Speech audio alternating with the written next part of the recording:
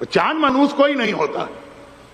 ٹھیک ہے وہ اہل بیت کے مصائب وہ سارے اس چاند کے دیکھنے کے بعد ہوئے، لیکن اس سے چاند منحوس نہیں ہوتا. جیسے آج میں دوپہر کوئی جگہ چھوٹے ایک ہی جملہ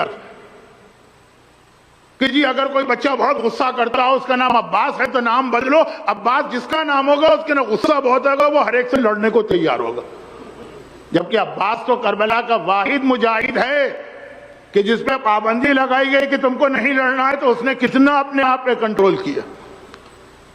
اچھا بھائی آپ کی بچی بہت روتی ہے تو کیا نام ہے؟ سکینہ. اوہ سکینہ نام بدلو، جو سکینہ نام ہے تو بچی روتی ہی رہے گی. کیا ہم نے ان مقدس اور قابل احترام ناموں کا مذاق بنا لیا ہے؟ یہ پرانے زمانے کی باتیں تھیں.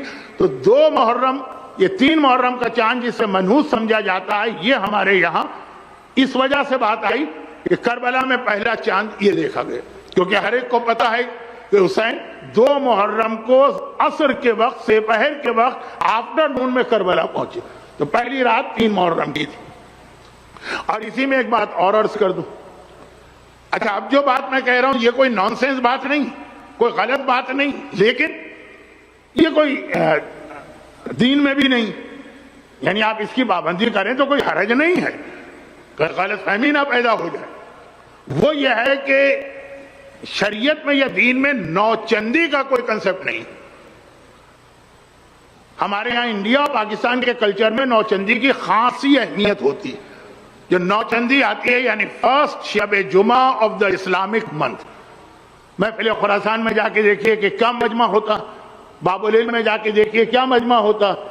وہ شہدائے کربلا جو انچولی میں ہے وہاں نوچندی، خواتین بھی آ رہی ہیں، بچے بھی آ رہے ہیں، مرد بھی آ رہے ہیں. تو نوچندی نہیں. اسلام کے اعتبار سے ایک مہینے میں 4 شب جمعہ، چاروں کی اہمیت برابر. نوچندی نہیں ہے کہیں پہ، صرف ایک نوچندی کا تذکرہ ہے ماہ رجب کی پہلی شب جمعہ، جسے لیلۃ الرغائب کہا جاتا.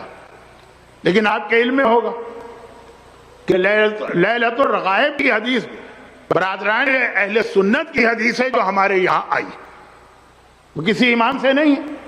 غیر شیعہ راوی نے رسول خدا سے کوٹ کیا. اسی لیے ہر سال یہ ڈسکشن شروع ہو جاتا ہے مختلف جو ہمارے فورم ہوتے ہیں انٹرنیٹ پر کہ لیلۃ الرغائب کی کوئی اہمیت ہے کہ نہیں. لے دے کہ اگر کوئی شب جمعہ ہے تو صرف رجب کی پہلی شب جمعہ، وہ بھی اس لیے کہ ہمارے علماء نے غیر شیعہ حضرات کی یہ روایت اپنی کتاب میں لکھی، اور ہمارے کسی سورس میں نہیں ہے، کوئی حدیث میں نہیں ہے. اور باقی نوچندی تو ہے ہی. لیکن پھر ایک نوچندی کی اہمیت، اور وہ یہ ہے کہ جب آقا حسین کربلا پہنچے تو جو پہلی ہی رات آقا کو کربلا میں ملی وہ نوچندی تھی. آقا حسین 2 محرم کو پہنچے. 2 محرم تھرسڈے تھا، 3 محرم فرائیڈے تھا. پورے 1 ویک کے بعد جب عاشورہ آیا 7 دن کے بعد تو وہ بھی فرائیڈے تھا. تو پہلا چاند جو کربلا میں دیکھا گیا وہ 3 محرم کا چاند تھا، اور پہلی رات جو کربلا میں گزاری گئی وہ نوچندی تھی. تو اس اعتبار سے ہمارے یہاں ہندوستان پاکستان میں ہم پورے 12 مہینہ نوچندی کریں تو کوئی اس میں کوئی ایسی بات نہیں ہے جس پہ دین کو اعتراض ہو. وہ منحوس ہے چاند، وہ سڑک پہ لوٹے لگاؤ، وہ فلاں کہانی پڑھو، وہ نہیں ہے دین کا حصہ. لیکن نوچندی چنانچہ ہمارے یہاں نوچندی جتنی بھی آتی ہیں اس میں باقاعدہ الگ سے نظر و نیاز اور منتوں کے علاوہ ماتم بھی ہوتا ہے. ماتم انجمنیں بھی جمع ہوتی ہیں، ماتم کرتی ہیں. کہ پہلا ماتم جو کربلا میں ہوا وہ آج رات کو ہوا، جو فاطمہ زہرا کا رونا زینب نے سنا. اب یہاں سے مصائب شروع ہوں گے.